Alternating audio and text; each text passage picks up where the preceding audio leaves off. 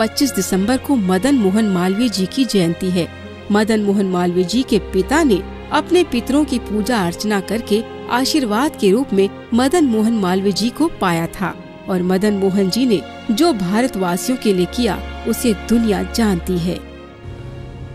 महाराज, पितरों को श्राद्ध कराने में आपकी श्रद्धा मुख्य है और श्रद्धा के साथ साथ आप पितरों को अगर तृप्त करते हैं तो वे पितर आपको बहुत सारी मदद भी करते हैं और आपके घर में अच्छी आत्माएं आती है और आपके बेटे बेटी सुख देने वाले सात्विक परिवार, सात्विक आत्माएं आती है। ऐसा भी कई जगह पर हुआ। मदन मोहन मालवीय, उनके पिताजी, अंग्रेजों ने जब भारतवासियों को बहुत दबाया तो एक संघर्ष चला और कर्फ्यू वर्फ्यू हुआ काशी में। तो ये पंडित जी कथा करके आ रहे थे और उनको पता नहीं कि मेरे गांव में कर्फ्यू लग गया, बंदूक वाले सामने हो गए। अब ये पंडित जी तो बेचारे हिंदी और संस्कृत के सिवाय अंग्रेजी जानते नहीं, वो अंग्रेजी में पूछे और ये भाई साहब हिंदी में जवाब दे, वो हिंदी नहीं जानते, ये अंग्रेजी नहीं जानते। आखिर इनको तो उन्होंने रोक लिया। तो मदन मोहन मालवीय के पिता अपना साज लेकर बजाने लग गए, मेरे गिरधर गोपाल तेरी मर्जी पूर्ण हो, तू ही है रखवाल मेरे गिरधर गोपाल। प्रेम की निगाहों का और उस साज का उन सैनिक, अंग्रेज सैनिक, शराबी सैनिकों पर ऐसा असर पड़ा कि वे भी पानी पानी हो गए, बंदूकें रखकर उनके पास बैठे झूमने लगे।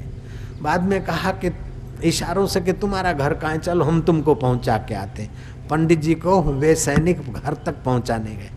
अपना तो बचाव हो गया, लेकिन भारतवासियों पर ये अंग्रेजों का जुल्म कब तक बना रहेगा।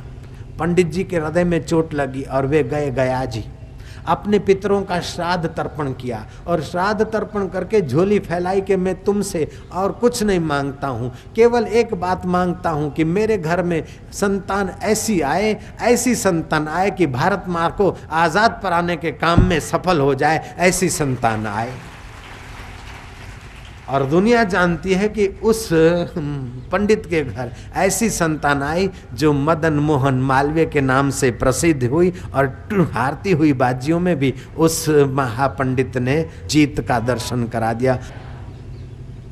आपस में टूट रही थी पार्टी और अंग्रेजों के कुछ षड्यंत्र में आ रहे थे, बस घट विस्फोट होने की तैयारी थी। पार्टी 2-3 हिस्सों में बदलने वाली थी और मदन मोहन मालवीय चले गए एकांत कमरे में, गणपति की आराधना करी और थोड़ा अंतर्मुख हुए तो अंतर्यामी परमात्मा की प्रेरणा मिली और ऐसा सुंदर भाषण किया कि महाराज संगठन मजबूत हो गया और अंग्रेजों को भागना पड़ा और भारत आज़ाद हुआ। कभी कभार छोटा छोटा ईश्वर का उपासक, छोटी छोटी ईश्वर की आराधना भी बड़े बड़े परिणाम लाती है। बम धड़ाके इतने बढ़िया परिणाम नहीं ला सकते जितना भगवान की प्रार्थना और श्रद्धा भक्ति बड़े बड़े परिणाम ले आती है। तो आपको श्रद्धा भक्ति सहित पूर्वजों का श्राद्ध करना चाहिए।